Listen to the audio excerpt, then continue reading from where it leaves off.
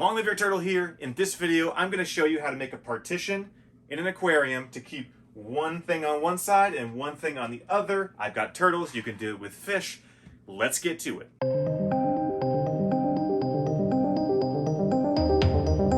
Alright, so before you say anything about me having 3 large sliders in a 75-gallon aquarium, this is a temporary setup because I will be moving and I have no idea when I'm going to post this video.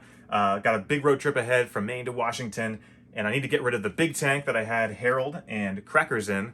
That needs to be shipped for logistical reasons early, so right now I have to get them into the 75-gallon aquarium. However, I have 2 turtles, Harold and Moses, that don't get along. They are a little territorial and they'll nip at each other, so they can't be in the same tank together. Especially a smaller one like this. That would be trouble.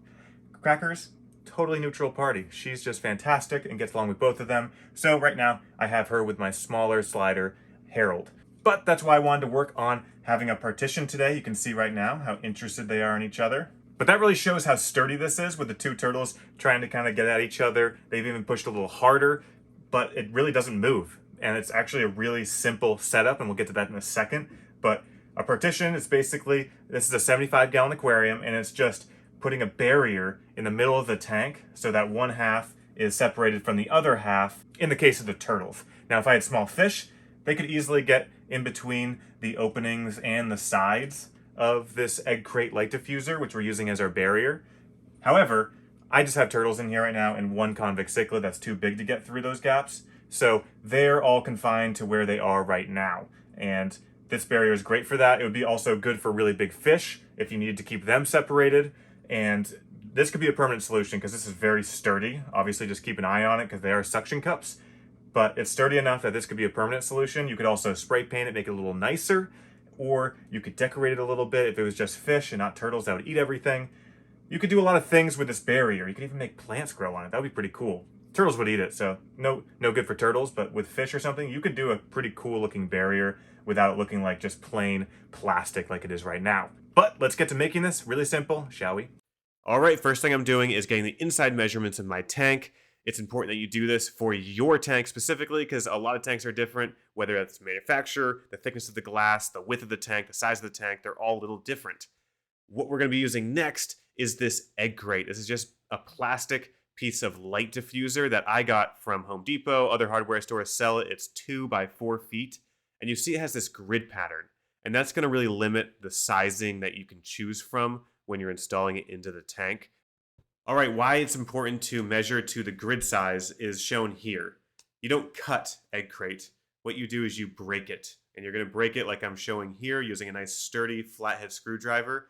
You take it and you hit the ligament pieces between the vertical pieces of how I have it oriented right now. And you can see this is really easy. You kind of just swipe it through down that column and they all break off.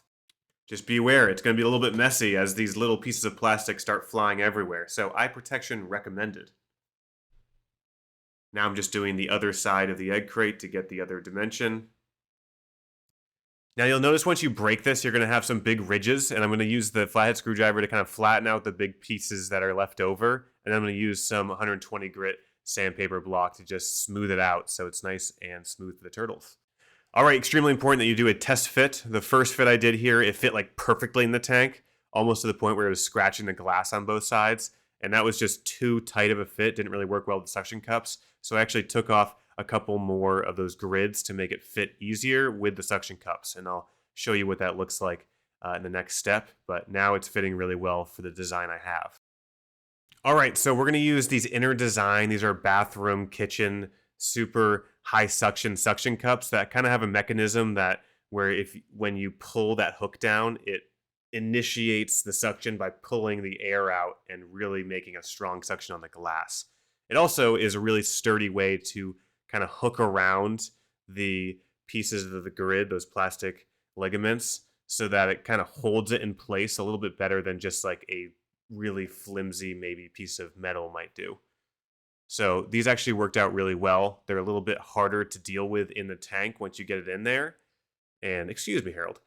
But once you kind of finagle in there, you just try to flip over the suction cups and then push them against the glass, and you're going to have a really strong suction. It's going to be actually hard to get these suction cups out of your tank once they're in there. It's not permanent, but they're really good suction cups, and they're made to like hold things onto glass in your bathtub or in your kitchen. So they're great for this application. So I just went one by one, going around, getting each suction cup fully engaged into the glass and making sure the hook goes through the grid of the partition. And last but not least, just to make sure that the partition stays in the center of the tank and just holds it really sturdy, is I added these zip ties to the middle brace of the tank. And these zip ties just gave a nice extra sense of security to holding this partition at the center of the tank so that it can't easily just flip around and be moved if one of those suction cups comes loose. But that's it. 4 suction cups, 2 zip ties, and a sheet of egg crate, and you can have yourself a very sturdy partition for your tank, whether you're keeping turtles separated, fish separated. It's a good solution, and you can do a lot with this. But hey, this is a turtle tank. What am I going to do about basking? Let me show you. We're going to add another super turtle basker to the other side of the tank. So now we have 2 super turtle baskers and 3 turtles enjoying their temporary living situation in the peaceful confines away from each other. And that's it. That's the partition. Let me know in the comments if you've made a partition or you follow this DIY video and you have success with it, and what you are partitioning. I want to know what animals are not getting along, what turtles are not friends, what fish think each other are food. Let me know in the comments section. Hit that like button, hit that subscribe button for future DIY projects. Thanks for watching, and long live your turtle.